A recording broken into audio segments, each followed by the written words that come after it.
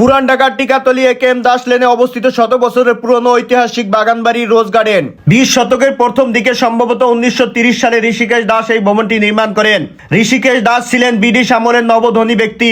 তবে সাধারণ পরিবার থেকে উঠে আসায় তখনকার ধনী ব্যক্তিরা খানদানি পরিবারগুলো তাকে তেমন পাত্তা দিত না, গুরুত্ব দিত না।